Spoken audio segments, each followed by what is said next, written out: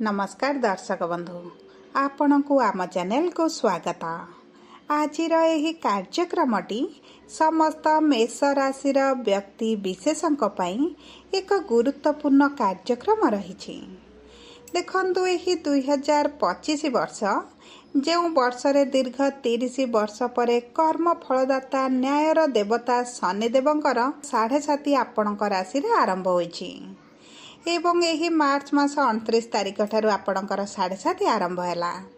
ता सहित यही मे मास 18 तारिख दिन दीर्घ 18 वर्ष पर राहु केतु करुछंती परिवर्तन एवं गोटिए राशि रे एमाने 1.5 वर्ष पर्यंत रही थांदी, जहा फल रे एमानकर प्रभाव समस्तक जीवन रे गोटे बड़ परिवर्तन आनी थाए।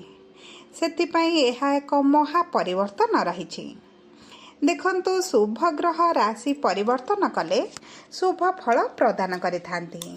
आम मानक जीवन रे एतेटा अशुभत्व आणंती नहीं, किंतु जेतेबेले गोटे छाया ग्रह बा पापी ग्रह राशि परिवर्तन करती सेतेबेले आपणक राशि रे कुंडली रे आपणक जीवन रे उच्च नीच उथल पुथल हैला वाली परिस्थिति आनी थांती। आपणक जीवन रे अनस्टेबिलिटीटा आसी थाए। देखंतु राहु केतु हेउछंती गोटे रहस्यमय ग्रह, जहाकू बुझिबा जानिबा बड़ कठिनकर होइथाए।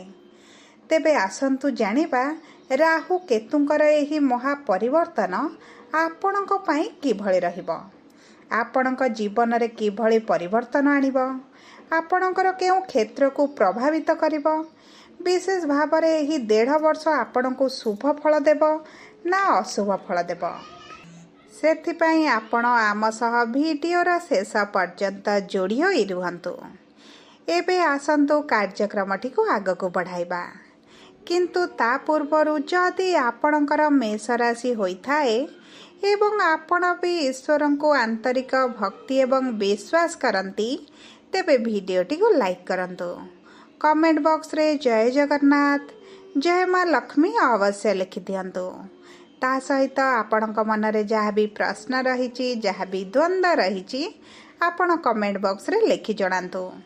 आमे आपणक प्रश्नर उत्तर देबा पई यथा संभव प्रयास करिबु। देखंतु विलंब हेले मध्य आपणक प्रश्नर आमे निश्चित उत्तर देबु।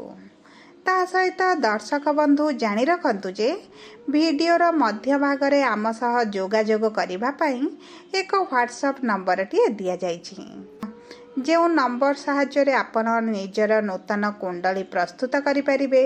आपणकर स्वास्थ्य शिक्षा प्रेम संपर्क विवाह चाकरी को नहीं जदि किसी समस्या रही ताहा मध्य जानि पारिबे। ता सहित विवाह पई कुंडली मेलक मध्य करिपारिबे।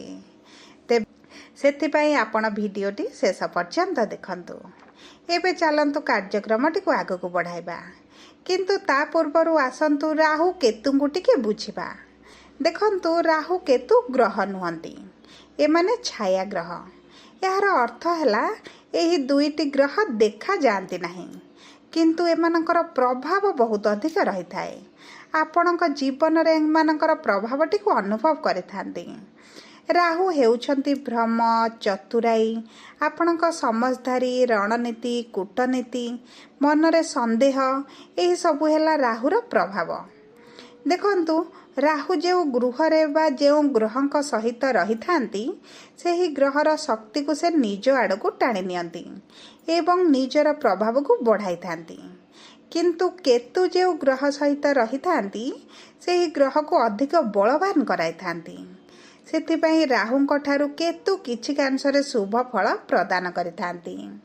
ता सहित देखंतु राहु एवं केतु सबुबेले बक्री स्थिति रे गति करि थांती।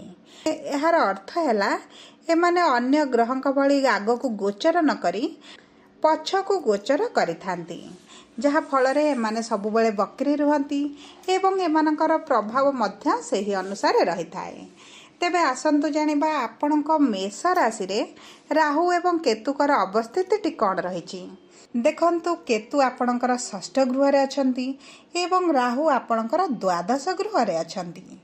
एही 18 तारिख दिन राहु आसिबे आपणकर 11 गृह को एवं केतु जिबे आपणकर 5म गृह को। ଯାହାଫଳରେ ଏହି 1.5 ବର୍ଷ ପର୍ଯ୍ୟନ୍ତ ଏହି ଦୁଇଟି ଗୃହଟି ଅଧିକ ପ୍ରଭାବିତ ହେବ।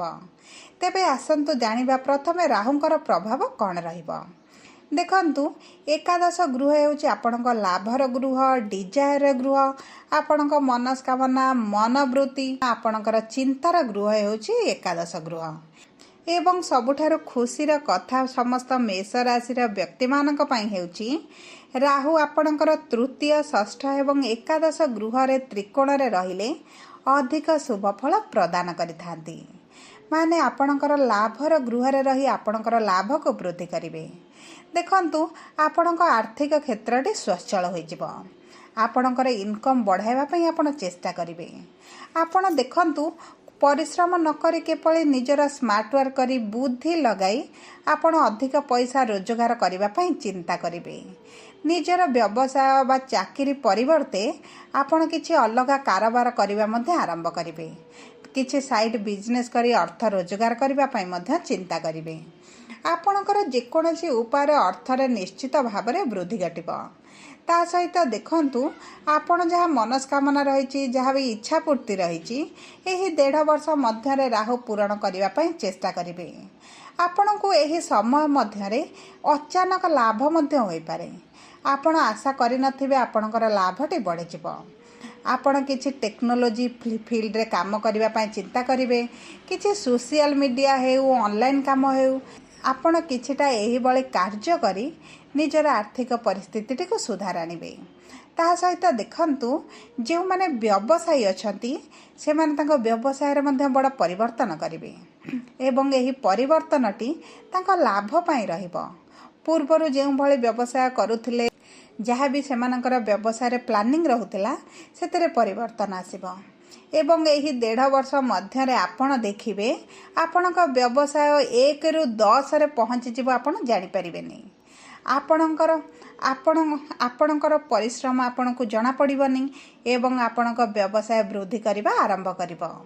ତା ସହିତ ଦେଖନ୍ତୁ, କେତୁ ଆପଣଙ୍କର ପଞ୍ଚମ ଗୃହକୁ ଗୋଚର କରିବେ। ପଞ୍ଚମ ଗୃହ ହେଉଛି ଆପଣଙ୍କର ପ୍ରେମ ସମ୍ପର୍କର ଗୃହ, ଶିକ୍ଷାର ଗୃହ, ସନ୍ତାନର ଗୃହ।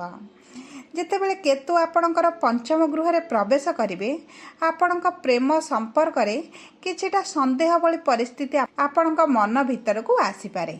କାରଣ କେତୁ ଆପଣଙ୍କୁ ଟିକେ ଭ୍ରମିତ କରିବେ। ଆପଣଙ୍କ ସମ୍ପର୍କରେ ଦ୍ୱନ୍ଦ୍ୱ ସୃଷ୍ଟି କରିପାରନ୍ତି। ଆପଣଙ୍କ ସନ୍ଦେହ ପାଇଁ ଆପଣଙ୍କ ସମ୍ପର୍କରେ ଦୂରତାଟି ବଢ଼ାଇ ପାରନ୍ତି। ସେଥିପ୍ରତି ଆପଣ ଟିକେ ଦୃଷ୍ଟି ଦେବେ। କାରଣ ଦେଖନ୍ତୁ, ଯେତେ ପର୍ଯ୍ୟନ୍ତ ଆପଣ କେତୁଙ୍କର ସନ୍ଦେହଟିକୁ ଅଧିକ ବଳବତ୍ତର କରିବେ କିମ୍ବା ସେହି ସନ୍ଦେହକୁ କେନ୍ଦ୍ର କରି ଆପଣଙ୍କ ସମ୍ପର୍କକୁ ଆଗକୁ ନେବାକୁ ଚେଷ୍ଟା କରିବେ, ଆପଣଙ୍କ ସମ୍ପର୍କ ସେତେ ଦୁର୍ବଳ ହୋଇଯିବ। ସେଥିପାଇଁ ଚେଷ୍ଟା କରନ୍ତୁ ନିଜ ସମ୍ପର୍କ ମଧ୍ୟରେ ଅଯଥାରେ ସନ୍ଦେହ ଦ୍ୱନ୍ଦ୍ୱ ସୃଷ୍ଟି ନ କରିବା ପାଇଁ, ଅଯଥାରେ ଝଗଡ଼ା, ମନମାଳିନ, ମତଭେଦ ଭଳି ପରିସ୍ଥିତି ନ କରିବା ପାଇଁ। ଯେପର୍ଯ୍ୟନ୍ତ ଉଭୟଙ୍କ ମଧ୍ୟରେ ସାମଞ୍ଜସ୍ୟ ଭଲ ରହିବ, ବୁଝାମଣା ଭଲ ରହିବ, ସେ ପର୍ଯ୍ୟନ୍ତ ଆପଣଙ୍କ ସମ୍ପର୍କ ଠିକ୍ ଚାଲିବ। ଯଦି ଆମେ ଆପଣଙ୍କର ଶିକ୍ଷାକୁ ଦେଖିବା, ତେବେ ଦେଖନ୍ତୁ, ଶିକ୍ଷା ପ୍ରତି ଯଦି ଆପଣଙ୍କର ଆଗ୍ରହ ବା ରୁଚି ବଢ଼ାଇବେ, ତେବେ କେତୁ ଆପଣଙ୍କୁ ବହୁତ ଉପରକୁ ନେବେ ଏବଂ ଶିକ୍ଷା କ୍ଷେତ୍ରରେ ଆପଣଙ୍କୁ ସଫଳତା ଦେବେ। କିନ୍ତୁ ଯଦି ଆପଣଙ୍କର ଶିକ୍ଷାରୁ ମନ ହଟାଇ ଅଲଗା ଦିଗ ପ୍ରତି ଆଗ୍ରହ ସୃଷ୍ଟି କରନ୍ତି କିମ୍ବା ଅଲଗା ଦିଗ ପ୍ରତି ଆପଣଙ୍କର ରୁଚି ବଢ଼େ, ତେବେ ଆପଣଙ୍କ ଶିକ୍ଷାଟି ବହୁତ ଭାବରେ ପ୍ରଭାବିତ ହେବ। ଆପଣଙ୍କ ଶିକ୍ଷା କ୍ଷେତ୍ରରେ ଆପଣ ଆଶା କରିଥିବା ଫଳ ଆପଣଙ୍କୁ ନ ମିଳିପାରେ। ତେଣୁକରି ଚେଷ୍ଟା କରନ୍ତୁ ନିଜର ମନକୁ ପାଠ ପଢ଼ାରେ ଲଗାଇବା ପାଇଁ। ତାହା ସହିତ ଦେଖନ୍ତୁ, ଯଦି ଆପଣ କିଛି ନୂତନ କଲେଜ ଆଡ଼ମିସନ୍ କରିବାକୁ ଚାହୁଁଛନ୍ତି, ନିଜ ମନପସନ୍ଦର କୋର୍ସ କରିବା ପାଇଁ ଚାହୁଁଛନ୍ତି, ତେବେ ଏହା ଆପଣଙ୍କ ପାଇଁ ବହୁତ ସହଜରେ ହୋଇଯିବ। ଆପଣଙ୍କ ଶିକ୍ଷା ପାଇଁ ଦେଖନ୍ତୁ, ବହୁତ ଭଲ ସମୟ ରହିଛି। ନିର୍ଭର କରୁଛି ଆପଣ କିଭଳି ପାଠ ପ୍ରତି ଆଗ୍ରହ ଅଛନ୍ତି ଏବଂ ନିଜ ପାଠ ପଢ଼ା ପ୍ରତି ମନ ଦେଉଛନ୍ତି।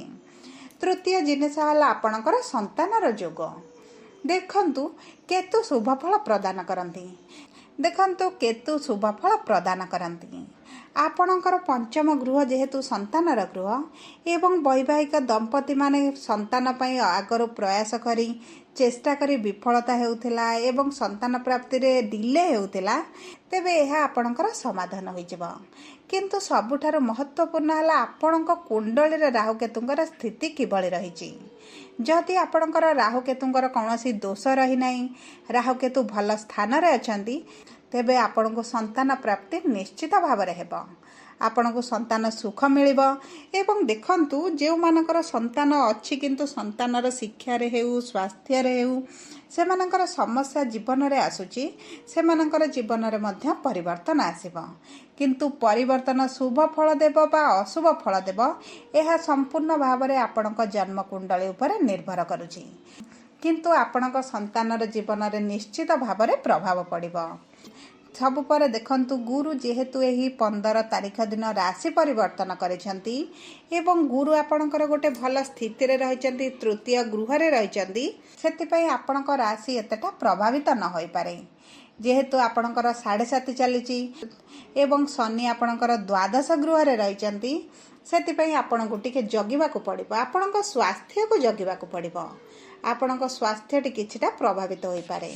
सब पर देखंतु आपणको अधिक शुभ फल प्राप्ति पाई एवं राहु केतुंकर प्रभाव को कम करिवा पाई आपण मंगलंकर बीज मंत्र जप करंतु, हनुमान चालीसा पाठ करंतु, सूर्य को जल अर्पण करंतु एवं आपण नवग्रहंकर पूजा करबा आरंभ करंतु। यह आपणको बहुत अधिक शुभ फल प्रदान करिबो। जदि आपणकर मेष राशि होता है, वीडियोटी किभଳି लागिला कमेंट बॉक्स रे लिखि जणांतु। जदि आपणक प्रियजनकर मेष राशि होता है, वीडियोटी तांका सह शेयर करंतु। जदि प्रथम थर आम चैनल को आसिचंती, चैनलटी को सब्सक्राइब करंतु, पाखरे थिबा बेल आइकन को प्रेस करंतु। जदि आम सह जोगाजोग करबा पई चाहुचंती, वीडियो रे दिया जायतिबा व्हाट्सएप नंबर माध्यम रे आम सह जोगाजोग करंतु। धन्यवाद।